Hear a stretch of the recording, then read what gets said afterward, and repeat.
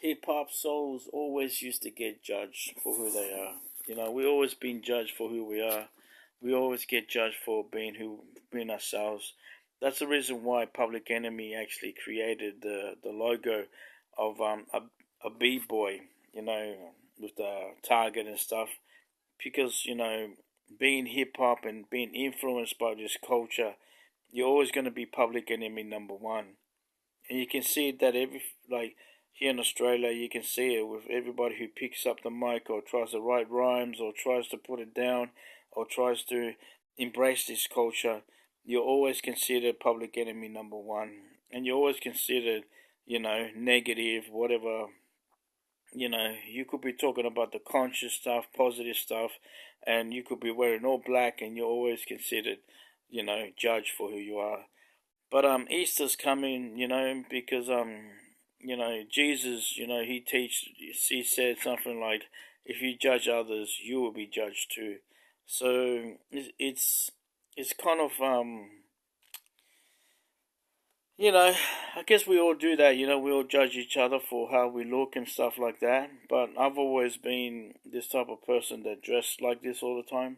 So I've always had people tell me, "Oh, hip hopper, oh, you think you're better than all of us, or you're a gangster, gangster paradise," and always had people judging you because I've always embraced this culture, always liked this type of music, and always related to it because I always felt like I was always being judged for who I was.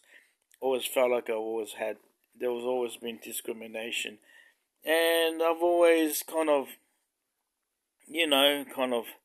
seen a lot of prejudice around me and family and friends, and seeing how they talk about black people and stuff like that, and I've always embraced African American culture, and I always kind of saw the suffering of Native Australians too, and how been around a lot of prejudiced people talking just bad stuff, and I've always kind of had a sense of compassion for Native Australians because I always felt like I had a deep understanding of the reasons why of their struggle, because I was always in some sense fascinated by Native Americans, and me, because I came from South America, Chile.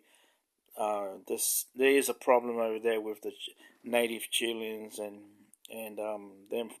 It's the same here as fighting for the land, and yeah, stuff like that. But I always felt like because I embraced this culture of hip hop, I always felt like I always got judged, and we always get judged. People always will say, "Oh, hip hop," or gangster, "Oh, gangster's paradise." They always will say something.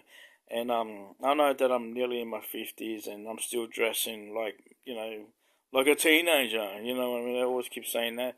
But I don't care, man, because if this is what I've always been like to dress like, and I don't care, but we've always been Public Enemy number one, and I'll be listening to rap till I'm 90 years old, man.